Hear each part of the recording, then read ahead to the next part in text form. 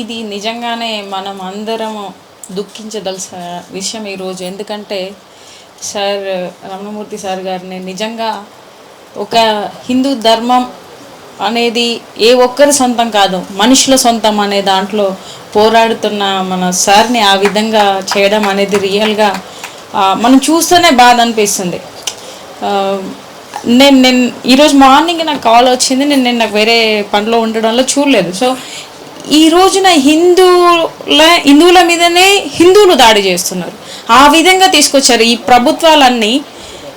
ముందు నుంచి గత 13 సంవత్సరాలుగా ఇది ఎక్కువైపోయింది. ఒక మోడీ గారు దేవుణ్ణి తనను తీసుకుంటూ చిన్న పిల్లాడి వేషంలో వేసి ఈయనేమో దేవుళ్ళలాగా పెద్ద పెద్ద విగ్రహాలుగా, అంటే ఆ పోస్టర్ చూస్తే మనం అర్థమవుతుంది దేవుళ్ళు మనల్ని నడిపిస్తున్నారా లేకపోతే మనం దేవుళ్ళు నడిపిస్తున్నారా.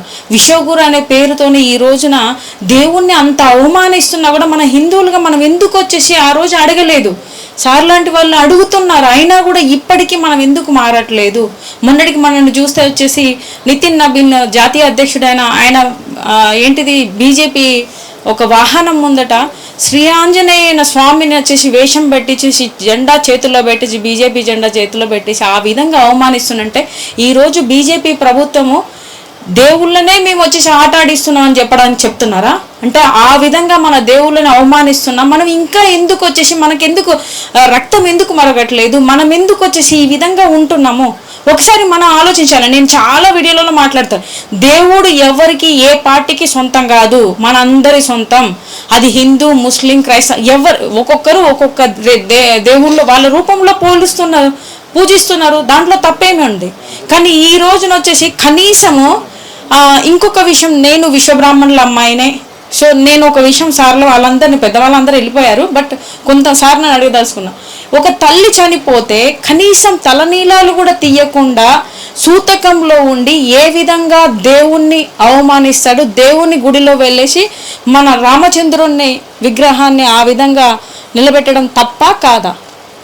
నేను ఎప్పటి నుంచో మొత్తుకుంటున్నా, ఇది కరెక్ట్ కాదు, ఎందుకు ఈ విధంగా చేస్తున్నారు. ఈ రోజున తను సార్ మాట్లాడిన దాంట్లో ఈ విధంగా తప్పు చేస్తున్నారు అని చెప్పి బీఆర్కే న్యూస్లో మన మన శ్రీకృష్ణుడు తల అంటే శిరస్సు అంటాము, తెలుగులో తల అని అంటాము.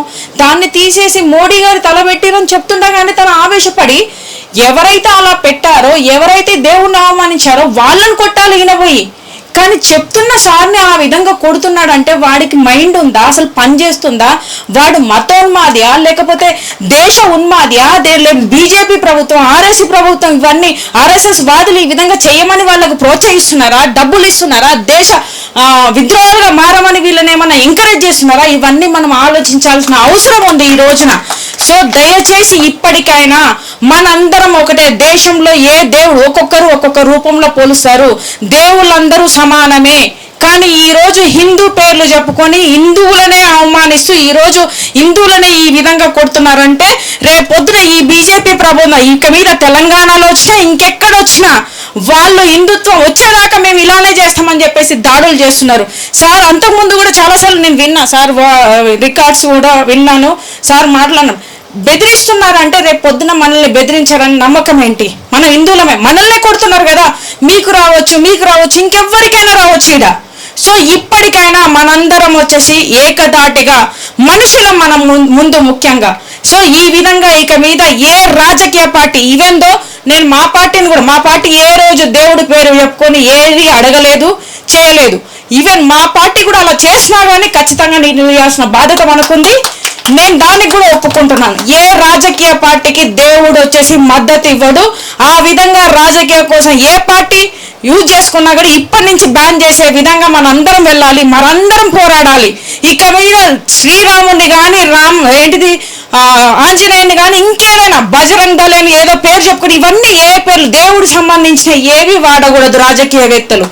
దానికి మనం కోర్టు దాకా వెళ్దామా లేకపోతే మనందరం పోరాడదామా, రోడ్ల మీదకి వద్దామా? వద్దాం, కానీ మన దేవుళ్ళని రక్షించుకుందామని చెప్పేసి నేను ఈ సభాముఖత తెలియజేస్తున్నాను.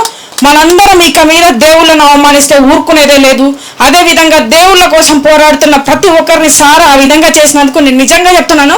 నేను పార్టీ తరఫు నుంచి చెప్పట్లే, ఈ రోజు వాడు సార్ను చెప్పు తీసుకొని కొట్టినందుకు వాడిని చెయ్యి నరకాలని నేను చెప్తున్నా. తప్పదు, ఎందుకంటే ఇంకొకరు చేయకుండా ఉంటారు సార్. ఈ విధంగా దాడులు చేస్తుంటే రేపొద్దున ఇంకొకరు మాట్లాడతారు, చంపేస్తారా, రేపొద్దున కొట్టారు, ఇంకేమో చంపితే అప్పుడు ఏం చేయాలి? ఇంకొకరికి శిక్ష పడాలి అంటే ఒకటి జరగాల్సిందే, తప్పదు.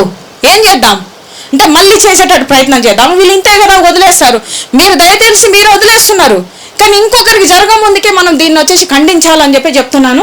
ఇది నా అభిప్రాయం. నేను పార్టీ కోసం మాట్లాడట్లేదు, ఎవరి కోసం మాట్లాడట్లేదు, నా అభిప్రాయాన్ని తెలియజెప్పాను. ఇంకొకసారి ఇలాంటి దాడులు ఆపాలి అంటే వానికి ఆ శిక్ష పడాల్సిందే అని చెప్పేసి నేను కోరుతున్నాను. థ్యాంక్ యూ, ఈ అవకాశం ఇచ్చినందుకు thank you very much sir.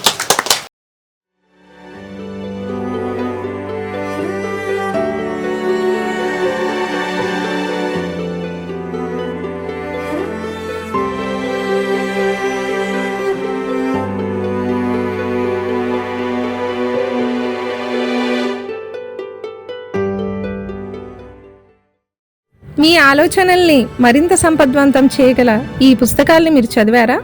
ప్రతులకు జై భారత్ పబ్లికేషన్స్ 9848030089.